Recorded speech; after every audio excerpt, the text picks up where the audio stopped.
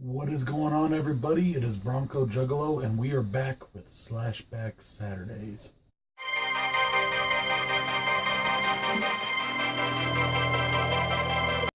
This is the series that was created by the HORRORman. I will put his video at the end of this video. This week's topic, in honor of Valentine's Day, is Love is in the Scare. That is the theme for the week, and we are all to do a slasher movie based around either Valentine's Day or a love story or something, romantic. I know that there's probably going to be at least 3 videos doing either My Bloody Valentine or Valentine, and I didn't want to do that. I decided to go with something a little bit out of left field, a little bit out of the ballpark, and a lot of people may not consider this movie a slasher, but I do. And the words that Joe used when he first started this challenge was, if you consider it a slasher, it's a slasher. Now, it's not a normal slasher. This is a Japanese film, and it has a very Japanese style to it. Directed by Takashi Miike, starring Ryo Ishibashi as Ayoma and Ihai Shina as Asami. Today I am doing the 1999 film Audition. Our story is that a middle-aged widower who has lost his wife a few years back has a son. His son encourages him to get out and start dating again to find another wife. And he and his buddy, who is a movie producer, come up with this idea to hold auditions for a quote-unquote movie that's being made, even though it's not. They are just going to try and find him a wife. He falls very hard for a young ballerina. Beautiful, intelligent, very reserved, very nice, very proper. And the only problem with her is she is a flat-out psycho. Now, this is definitely a slow burn film, guys, okay? It's very much story-based, and this movie almost relaxes you. It puts you in a frame of mind that this is a nice story. That this is a good thing that's going on for a while. Then you start to see things unfold. I'm going to get to that here in a minute. Now, what makes this a slasher? This movie shows precedent that this person, this character, Asami, she has done this before. She has killed who knows how many people before her. At least 3 that we know of. And she delights in mutilation and she delights in torture. This movie reminds me very much and is in the vein, in my opinion, of American Psycho, and yes, I consider American Psycho a slasher, and Strangeland, and yes, I consider Strangeland a slasher. It's not all just about the killing. It is a little bit about the torture and about the mind games and about the psychological part. But it is a slasher. She is a killer. She has killed who knows how many. We know of at least 3 prior victims, but she does kill. And I consider this a slasher. It's a Japanese style slasher, though, which is a little different than an American slasher. Now, it's also a little different than a normal Takashi Miike film. If you've ever seen Ichi the Killer, which, by the way, if you have not seen Ichi the Killer, I highly recommend it, but you have to get the unedited version from Japan. Versions you're going to find, they even sold it at Walmart. The version you find at Walmart is not the same version. I'm telling you right now, it's not. There's a really good fold-out cover of it that is the good Japanese version, and that's the one you want to pick up. But it is not a normal film, even for Takashi Miike. If you've ever seen Ichi the Killer, you know how fast-paced that is, how insane it is, how there's just death and gore and blood and violence left and right. This movie isn't like that. There is a bit of a psychological aspect to it. There are times where you don't know what's going on. You don't know if it's real or if it's not real. You don't know what's in his head, or is he dreaming. You don't know what is actually going on at certain points. I mean, when I say that, I mean, you know what's going on in the story, but you don't know if he's actually in a bad situation or not. There are times where it kind of flips it on you, and you have to kind of figure it out. But by the ending, it all comes out. Now, I want to start with my pros because I have no cons. So I'm just going to talk about what I like about this film. I love the beginning of this film, the opening. It's a very sad and very touching moment. Ryoma's wife has died. Her name was Ryoko. And she dies, and his young son, who is about 7 years old at the time, he's coming along the hospital corridor with a gift he made for his mother to get well soon.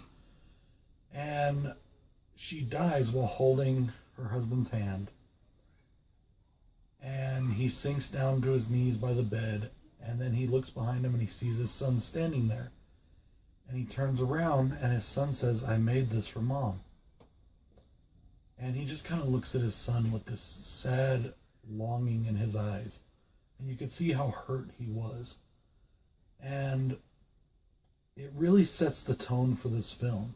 You don't think that this is going to be a scary film. And as the film unfolds, you get more and more of that feeling. You feel comforted by the story almost. You feel at ease with it. It's an intriguing story. It's a good story. But you don't see that it's going to be a bad story until certain things happen. And I'm going to get to that in just a minute. The next pro that I want to talk about is the acting.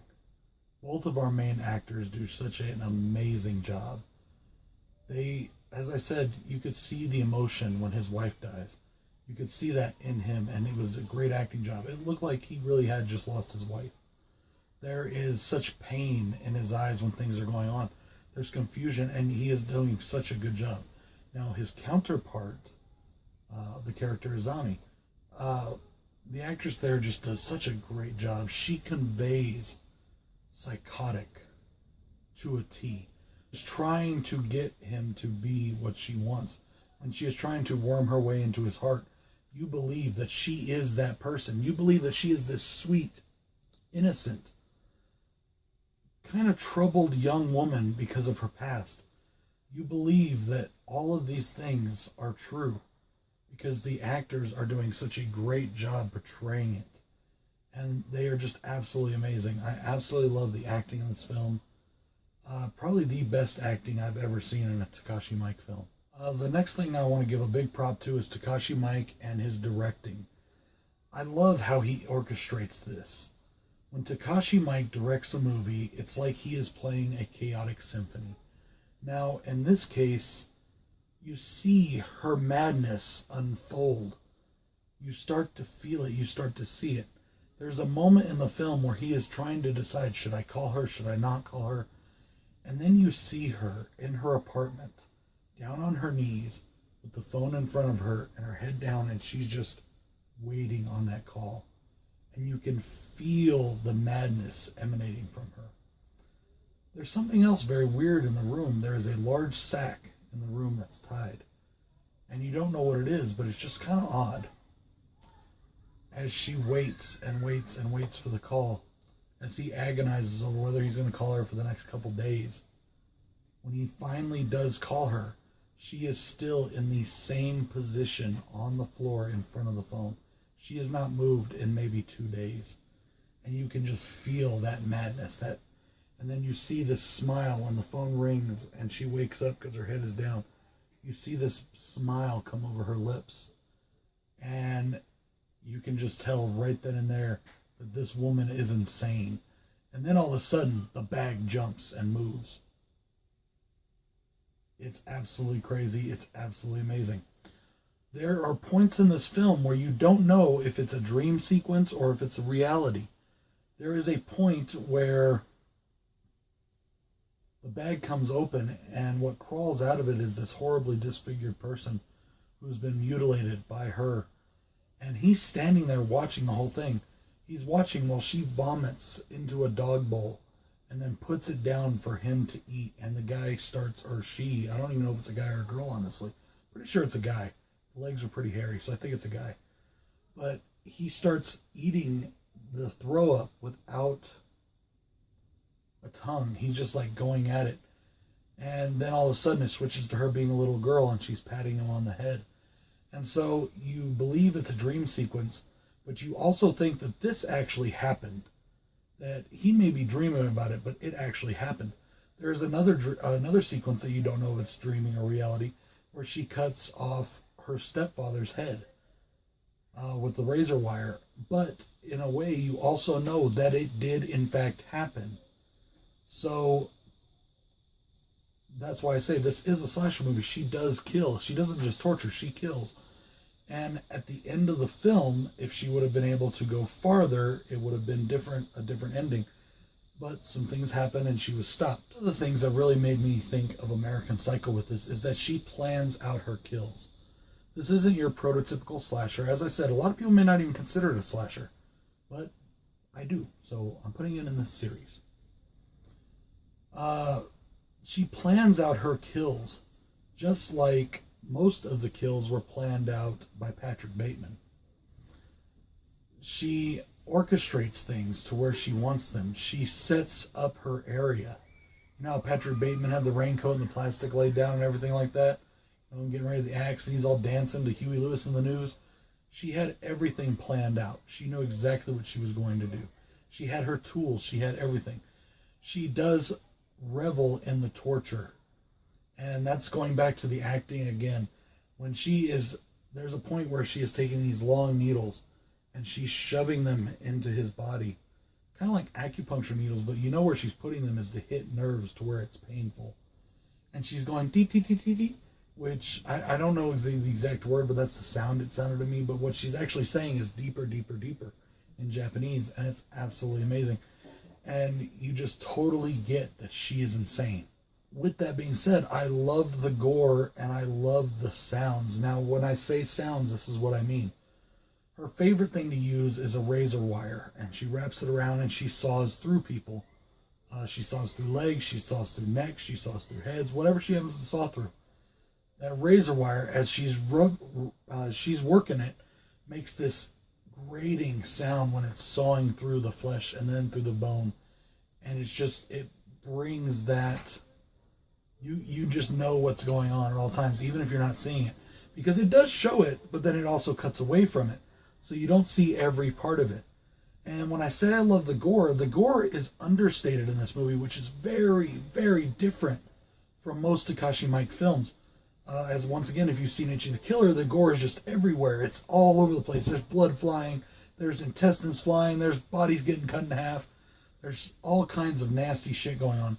This one is understated. It's a minimal blood, honestly, but it's still gory. You see her pick up his foot that's been severed off, and then she throws it at the window and it hits the glass and leaves the bloody print. It's understated, but it's done so well. And it looks amazing, and the makeup effects were done very well. It doesn't look like there was any CGI used, in my opinion. It all looks like it was done with practical effects. So guys, that is my thoughts on Audition. I believe that this is an awesome film. Definitely one to go out and check out if you haven't seen it already. It came out in 1999, but this is The Love is in the Scare. This is Slasback Saturday, and this is definitely one romance that went from dream to nightmare. I want to remind everybody that all next week, starting tomorrow, I will be doing Wild Eye Week, where I'm going to review 7 Wild Eye films in a row. Now on Saturday, I may end up doing 2 reviews, just because I'm not sure if I have a Wild Eye film right now that fits into the next Slasback Saturday theme, but I just might. We'll see. Also a reminder that my 500 subs contest will be coming soon, guys. As I said, I'm getting prizes together, and I am getting this contest together because I want it to be good. So, anyways, thank you all for watching. I hope you enjoyed this review. Go and check out Audition if you haven't already. Thank you very much. Big thanks and big props to Horrific Nightmares Jam for sending me this film. I love you, brother. This is BroncoJuggalo saying peace. Let's meet contestant number 1. He's a schizophrenic serial killer clown who says women love his sexy smile. Let's find out if his charm will work on Sharon. Sharon, what's your question? Contestant number